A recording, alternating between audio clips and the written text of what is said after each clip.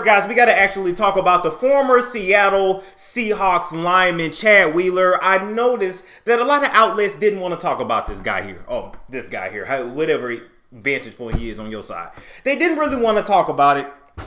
They didn't want to discuss Wonder Bread and what Wonder Bread had done. And so, as I ceremoniously take this belt up off out of my waist, did I tell you this was immediate? No, I'm kidding. Anyway, you guys already know how we do it. We got that Wonder Bread, that Wonder Bread news. We got that Wonder Bread, that Wonder Bread news, that caveman news, that CTE news.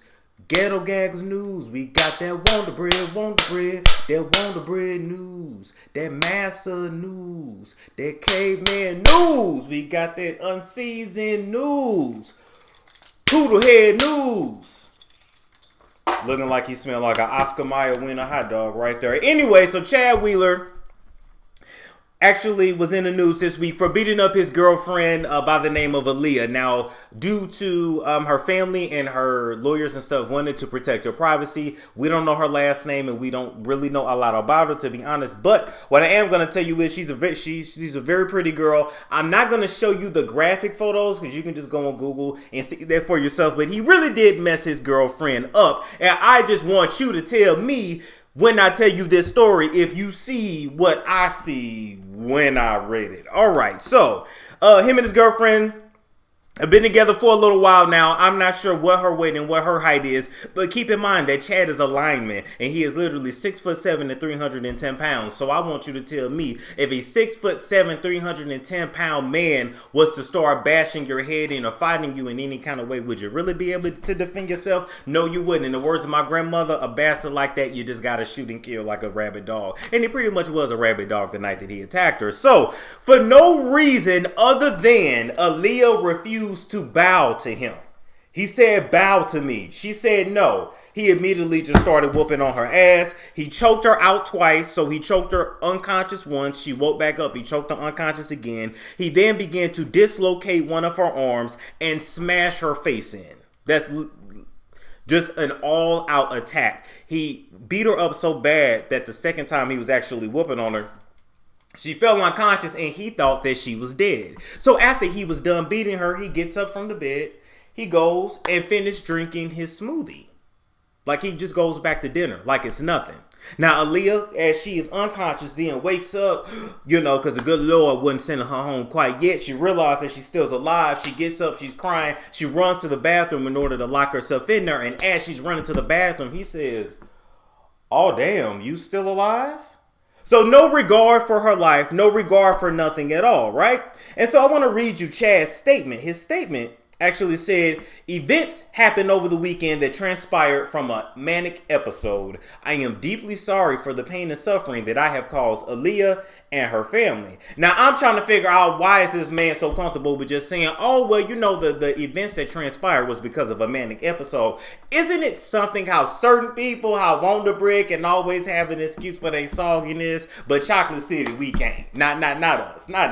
We don't get the benefit of the doubt. We don't get to mess up at all. But anytime they do, it's a manic episode. They're crazy, deranged, in my Martin Lawrence voice. Now, moving along for that, you guys may be wondering what kind of manic episode is he talking about. Well, actually, he's talking about bipolar. The man is bipolar, and apparently he stopped taking his medication. Now, to all my bipolar people out there, this ain't no shade towards you, but I used to work with a lot of bipolar clients, and so I just got to tell you my observations of y'all and what y'all be going through.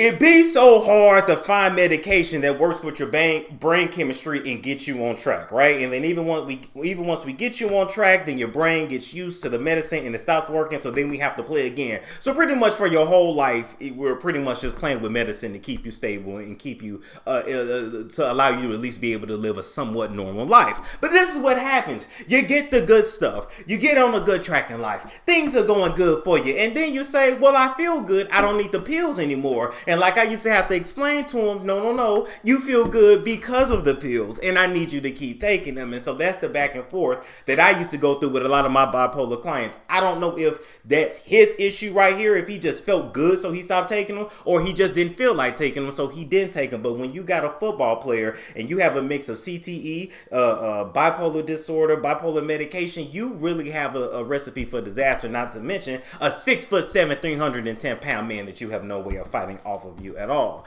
So now, what I did want to tell you guys is that he's definitely a benefit of white privilege, because after the girlfriend gets herself in the bathroom, she calls 911. She says, I'm being killed. They send 3 officers out to the house. The officers bust in. They see Chad there. All 3 officers hop on top of Chad. And do you know this man is so big, so massive, and so strong that 3 grown-ass men was not able to subdue him? As the police officers actually noted in their report, he was actually able to lift himself up off of the floor with all of us still on him. So then the bright-eyed police officer said, well, let me go ahead and tase the man. And then they started tasing him. But guess what? The tase didn't work because he's 6'7" and 310 pounds. And I'm reading this report and I'm like, well, damn, the nigga can't even steal no Skittles from the store and y'all shooting. But y'all done gave this 6'7", 310 pound man all these excuses, all these chances at life. Like,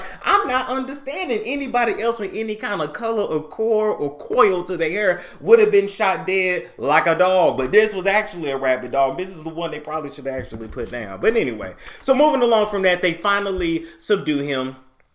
And they're able to get him in a police van because he was too damn big to actually be put in a police patrol. Are you guys following this story so far?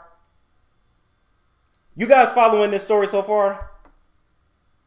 Did they not know he was an NFL player? Probably not. Probably not. Now let me tell you this part of the story.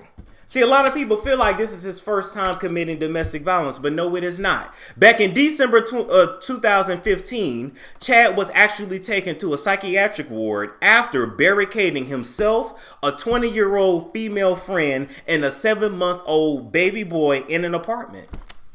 So they call it barricade. I'm going to just say kidnapping pretty much. He locked him, a woman, and her child in an apartment and proceeded to beat and bust out the windows and the walls. Until the cops were called. When the cops are actually called to the scene, they didn't shoot him. They didn't even tase him. They didn't beat him with the billy club stick. What they did was hit him with some bean bags. So this man is just giving chance after chance after chance. Now, after this story here that I done told you, if anybody says that there is no such thing as white privilege when it comes to the cops, your ass deserve to be shot in your pinky toe. That's all I'm saying. That's all I'm saying. This wasn't his first man's time committing domestic violence, and I don't believe this was his first time hitting Aaliyah. I just believe this was the worst time, and it's unfortunate. Now, I'm going to say something else that's going to piss some of y'all off, but y'all know it's me, and I don't give a damn. I've had thoughts about this type of situation, right? Not this exactly, but if you date outside your race and you're black, I can't speak for nobody else because I'm black. I'm the dark-skinned king. I already told y'all. Do you ever sit back and realize that if you date interracially that you are the N-word of your house? Like, I don't know if you realize that, but you will always be the N-word of your house. You're the black one. You know, then you have your spouse. And then you got the mixed children. And everybody got white in them but you. And anytime you need to call the cops, they probably won't take your side. Or if you have a custody issue, you know, the courts are not necessarily in your favor. Like, it dawned on me one day, like, wow, if I were to ever marry interracially, I would be the N-word of the house, and I would have to accept it, even though I'm the man of the house and the king of my castle. I'm supposed to be. I can't really lay my nuts down too hard because with the 3 little the numbers 911, my wife got my ass.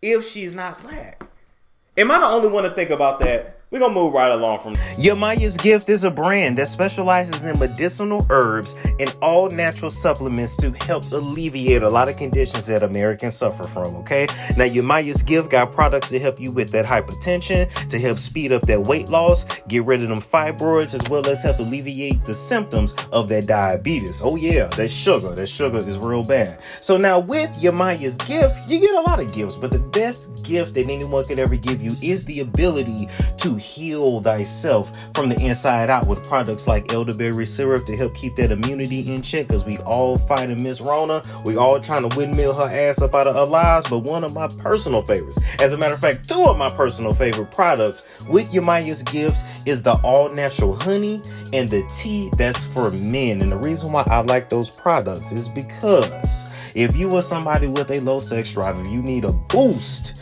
in the bedroom, and if you are ready to get Brian Pumpered, Lexington Steeled all night long, then just put some of that in your man's cup and you will be on your way to a happier, healthy marriage, all right? Now, place your orders today, whether you need your immunity taken care of, you're trying to lose some weight, you're trying to get rid of that sugar, the diabetes, or you're just trying to bust a nut, okay? Order her shit at www.yamayasgift.com.